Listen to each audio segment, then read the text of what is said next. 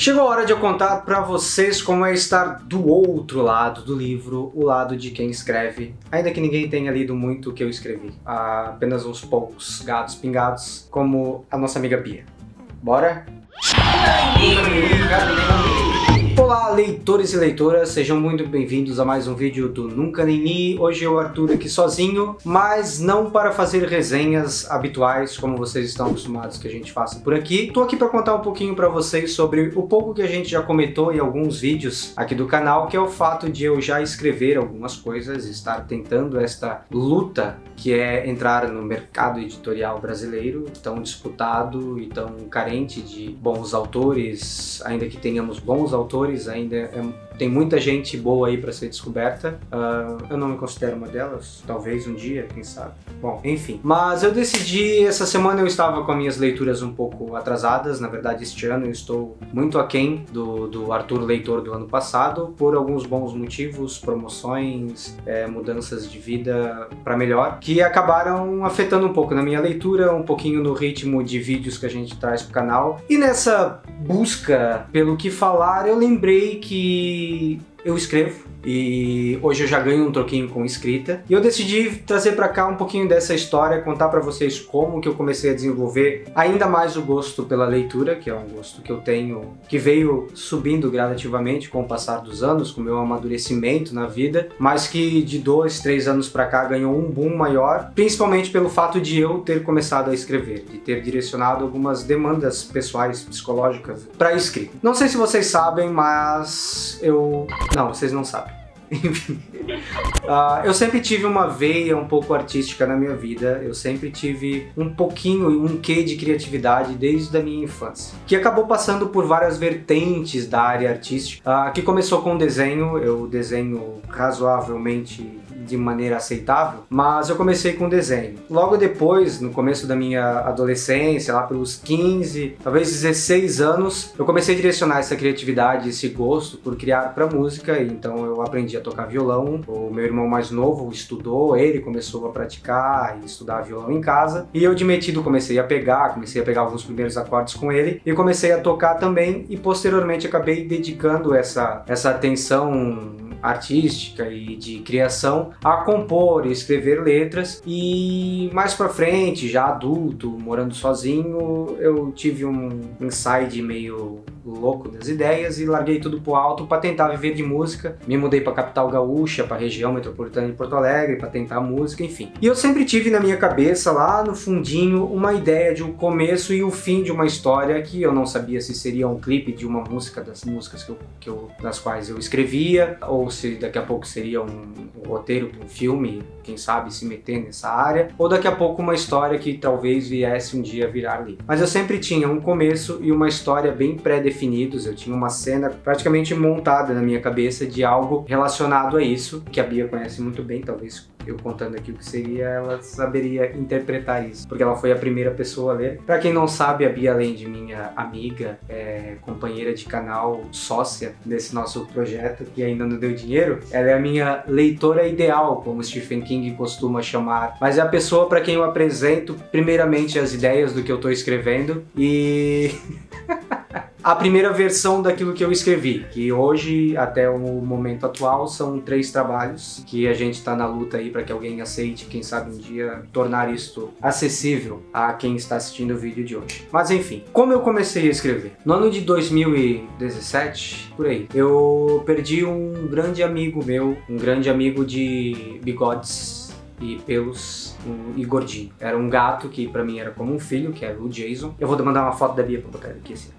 E eu acabei perdendo o Jason de uma maneira completamente inesperada. Ele tinha um probleminha de coração que nós desconhecíamos, por ele nunca ter apresentado sintomas, enfim. E aquele processo me derrubou de um jeito que só a terapia foi capaz de me reerguer. E nesses processos de terapia e de psicanálise, eu acabei apresentando essa ideia e acabei percebendo que muita coisa na minha vida eu começo e nunca termino. ou na verdade eu começava e nunca terminava. É algo que eu mudei muito na minha vida e parte das mudanças que estão acontecendo agora nela são por causa disso. E eu apresentei dentro desse contexto, em uma das sessões, essa ideia que eu tinha de um começo e de uma história e da vontade, que nunca foi levada adiante, de talvez um dia tornar isso real e botar isso no papel, procurando talvez encontrar uma razão para que isso nunca tivesse sido levado adiante. No final dessa sessão, a minha psicóloga querida, que é a doutora Eduarda, se você estiver vendo este vídeo, um grande beijo para você, entregou em minhas mãos um caderninho vermelho e ela disse que era algo que ela tinha lá guardado há meses, anos talvez, e que ela não sabia o que fazer com aquilo, e ela me entregou ele na mão e a minha pergunta foi exatamente essa: tá, o que eu faço com isso? E ela disse: não sei, fica a teu critério. Enfim, eu levei... nuances da psicologia. As nuances da psicologia. Acabei levando esse caderno para casa, minhas sessões geralmente eram às quintas-feiras, até que na madrugada de sábado para domingo, eu sonhei exatamente o que eu vou falar para vocês agora. Eu sonhei que eu acordei de madrugada com uma ideia de uma história na cabeça e eu sentei para começar a rabiscar aquela ideia neste caderno. E eu realmente acordei nessa madrugada de sábado após esse sonho e o que eu fiz? Eu levantei, peguei aquele caderno, peguei uma caneta às 5 horas da manhã mais ou menos e eu sentei na cozinha e rabisquei na última folha daquele caderno a ideia com a qual eu tinha sonhado que eu estava escrevendo naquela página daquele caderno. A partir daquele esboço que eu fiz naquela última página, eu comecei a escrever a minha primeira história, que eu vou contar um pouquinho para vocês aqui agora de cada uma delas, mas enfim. Então essa primeira história que eu escrevi, que a Bia foi a primeira pessoa a ler, se chama O Despertar, porque ela tem muito a ver com essa parte da minha vida, que é esse despertar para uma nova mentalidade de realmente botar pontos iniciais e pontos finais em tudo aquilo que eu faço. E o Despertar, essa história que eu acabei escrevendo, ela trata muito disso. Então nessa história a gente acompanha, tá tudo registrado já, gente, vocês não vêm roubar minhas ideias não. Então nessa história a gente acompanha uma cidade fictícia chamada Teares, que ela é muito baseada na nossa cidade Brusque, que é uma cidade muito fofinha, muito queridinha. E essa cidade ela é conhecida por sua segurança, por ser uma cidade pacata, sem crimes de muita repercussão ou de muito impacto na sociedade. E essa cidade acaba entrando em choque quando uma mãe e uma filha são encontradas mortas, né? Tinha que ter morte e sangue nessa história, senão não seria eu. Mas enfim, elas são encontradas mortas literalmente num banho de sangue, que tudo indica ser um suicídio compartilhado entre mãe e filha. Mas não bastasse toda a peculiaridade da forma como as duas são encontradas, um fator agravante nisso tudo ocorre quando os investigadores, que são os nossos protagonistas da história, descobrem que a forma como as duas foram deixadas naquela cena de crime representariam e recriariam de forma completamente fiel o trabalho artístico de um fotógrafo residente desta mesma cidade e um fotógrafo premiado e de renome nacional, que coincidentemente é o pai e marido das vítimas, que é o nosso Jonathan. E é aí que começa toda a nossa história em descobrir se o Jonathan é ou não o responsável por aqueles crimes e o que teria levado alguém a recriar aquele trabalho artístico dele usando a sua mulher, a sua esposa, né, e a sua filha. Então essa foi a primeira história que eu escrevi e que está rodando por aí, algumas editoras aguardando talvez a aprovação de uma delas, quem sabe. E é a história que eu tenho um carinho muito, muito particular, porque essa é a história que eu consegui usar aquela ideia que eu tive por anos, assim, que era aquele mesmo começo e aquele mesmo final e que faltava apenas assim ligar esses pontos e que após este processo de descobrimento pessoal, de conhecimento pessoal, eu acabei conseguindo dar continuidade, finalizando aquilo, e aquilo me despertou um gosto incrível pela escrita, tanto que eu saí de um emprego posteriormente e usei todo o processo de troca de emprego, que acabou levando alguns meses, para começar a escrever uma nova história, essa que eu tenho um carinho muito especial, porque acho que em 2018 eu entrei no processo de seleção do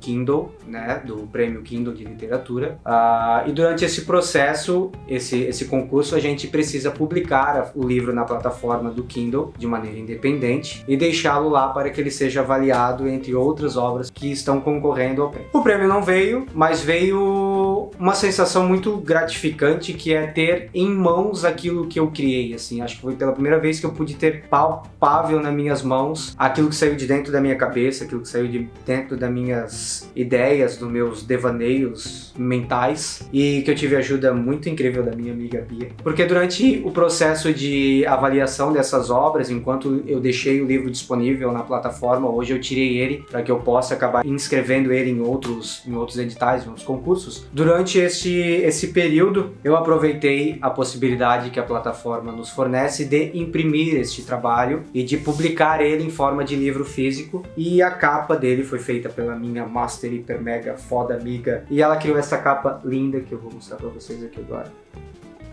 para esse trabalho maravilhoso, que eu amo de coração, que se um dia ele for publicado, eu juro para vocês que eu vou exigir que a editora dos meus sonhos, que vai confiar no meu taco, contrate a nossa amiga Bia para deixar esta capa do jeito que ela deixou, essa versão dela autografada e com agradecimento pessoal. Então, que ela guarda num lugarzinho, num cantinho muito especial nessa prateleira enorme dela. Esse aqui ela não vai trocar no Scooby. Mas olha.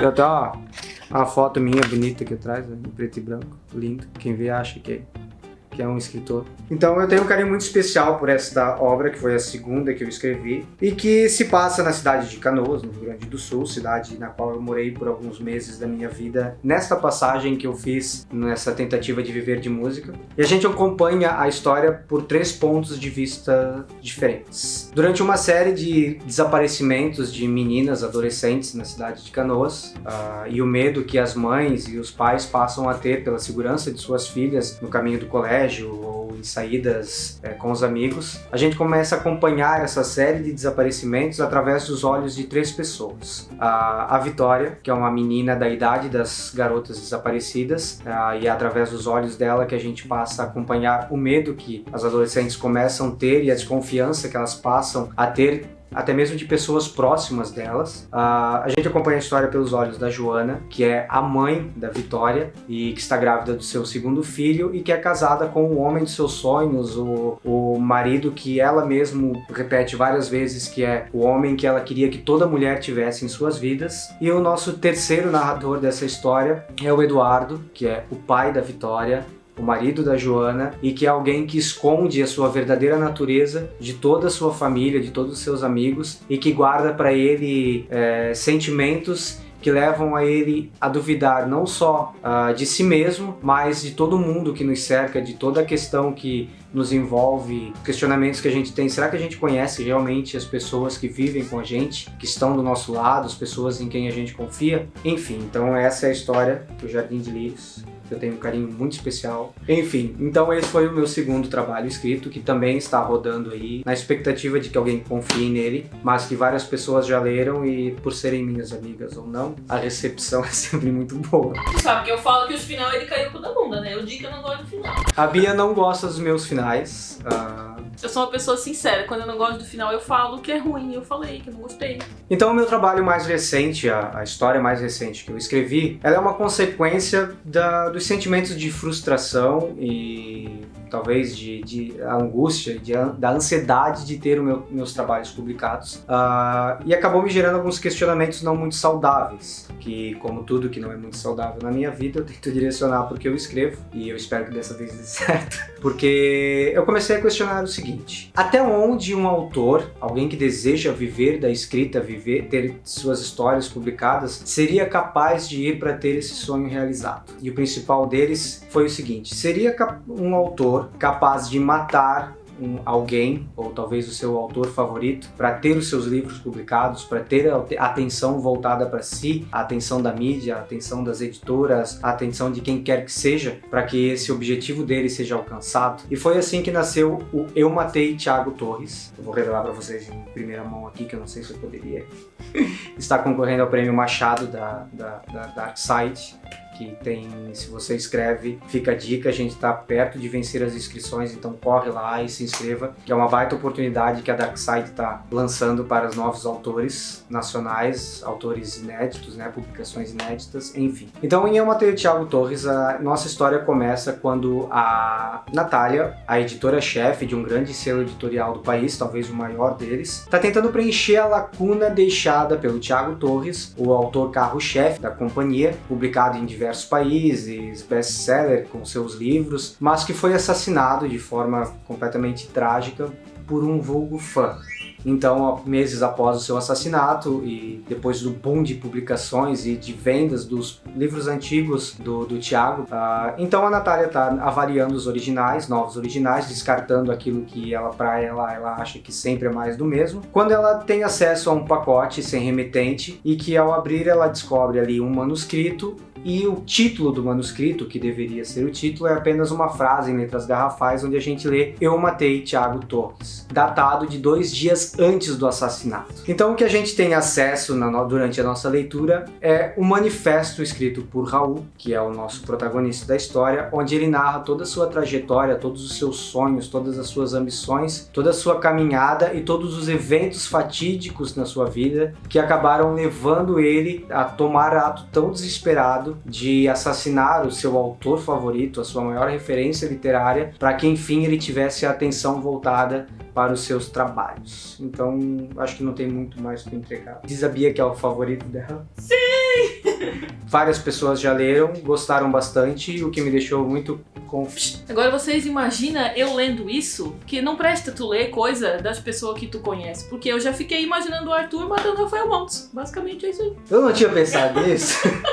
É uma história muito pesada, mas nessa história, até antes de que as pessoas tenham a oportunidade de ler, eu já vou falar um pouco do que ela se trata, porque isso tem muito a ver com esse vídeo aqui. Vai ficar longo para um caralho, porque é o quê? A mensagem que eu queria deixar para você que tá vendo esse vídeo hoje, se você escreve, se você sonha em ser um autor, se você sonha em ser publicado no Brasil, que é um mercado de tão difícil acesso, muitas coisas que eu falo nessa história e que eu tento deixar bem claro nela é que muita parte, a culpa disso é nossa mesmo, cara. Não porque a gente não tem qualidade, não tem capacidade de chegar lá, ou que a gente não tem os contatos, às vezes, necessários para que isso aconteça. Mas a gente tem muita culpa nisso quando a gente cobra de um mercado que nós mesmos não financiamos. A gente cobra a publicação de autores nacionais como quando nós mesmos que queremos ser publicados não lemos autores nacionais. E resumindo um pouco então, explicando um pouquinho dessas histórias que eu gosto de escrever, mas que atualmente ainda não me dão o retorno que eu preciso. Então eu tenho um trabalho normal, gente. A gente não vive do YouTube. Mas então todo esse processo de escrever sobre aquilo que eu gosto de escrever, como prática e como